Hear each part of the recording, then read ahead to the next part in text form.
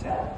আচ্ছা, তো আজকে আমরা গাছের রিপোর্টিং করছি। গাছ বলতে বোগেনভিলিয়া গাছের। অলরেডি দেখতেই পাচ্ছেন আপনারা 1, 2, 3, 4, 5টা রিপোর্টিং হয়েছে। কালকেও বেশ কিছু গাছের রিপোর্টিং আমরা করেছি। তো বন্ধুরা বা ভিউয়ার্সরা যারা এই ভিডিওটা দেখছো বা পরবর্তীকালে যখন দেখবে চ্যানেলে আসবে, তাদের জন্য একটা ছোট্ট হেল্প বা তাদের জন্য একটা ছোট্ট সাজেশন যে তোমরা যখন যারা নতুনভাবে এই বাগানের লাইনে আসছো, কীভাবে তোমরা গাছ রিপোর্টিং করবে তোমাদের সুবিধার জন্য। আমিও এই লাইনে একদমই নতুন।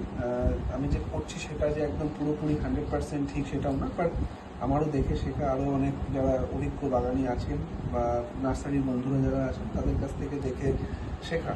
তো সব থেকে ইম্পর্টেন্ট হচ্ছে যে বোগেনভিলিয়ার জন্য হচ্ছে মিডিয়া বা মাটিটা তৈরি করা। এই যে এখানে মাটিটা দেখতে পাচ্ছ তোমরা, ঠিক আছে? এই মাটিটা কিন্তু দেখো, এটা কিন্তু দোআঁশ মাটি, ঠিক আছে? এটা কিন্তু এঁটেল মাটি নয়। অনেকেই যারা যে ভুলটা করে থাকো সেটা হচ্ছে যে বাগানে বা গার্ডেন সয়েলে যেটা থাকে সেই মধ্যেই টবের মধ্যে ঢেলে গাছটাকে পুঁতে দাও। এটা কিন্তু নয়। এই মাটির পুরো একদম কিন্তু ঝুরঝুরে, ঠিক আছে? এর মাটির মধ্যে কিন্তু একদম জল দাঁড়াবে না। তো এই মাটিটা কিন্তু তৈরি করতে হয়েছে। এই মাটি তৈরি করতে গেলে কি কি লাগবে সেটা হচ্ছে এই মাটির সঙ্গে মোটামুটি 40% মাটি, তার সঙ্গে মোটামুটি 25 থেকে 30% ভার্মি কম্পোস্ট, তার সাথে মোটা বালি 10%, আর বাদ বাকি যদি তোমরা চাও তো ধানের তুষ অ্যাড করতে পারো। ধানের তুষ অ্যাড করলে মাটি খুব ঝুরঝুরে থাকে, এয়ারি থাকে, মধ্যেখানে জল দাঁড়ায় না।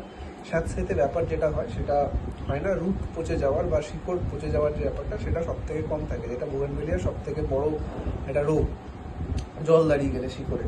আর তার মধ্যে এখন বর্ষাকাল, যেহেতু আমরা রিপোর্টিং করছি, সেই জন্য আমাদের মাটিটাকে খুব ভালো রাখতে হবে যাতে মাটিতে কোনোভাবেই জল না দাঁড়ায়। আর এর সাথে অল্প অল্প করে একটুখানি হাড় গুঁড়ো, শিংকুচি দিয়ে দেওয়া উচিত, যাতে সেটা গাছের পরবর্তীকালে পুষ্টিতে সাহায্য করে। আর খুব সামান্য নিমখোল দেবেন, ঠিক আছে? তো এই মাটিটাকে আমরা তৈরি করেছি কালকে। তৈরি করার পরে মাটিটা এখন রেডি আছে। আজকে আমরা দেখাবো কিভাবে গাছ রিপোর্টিং করতে হয়।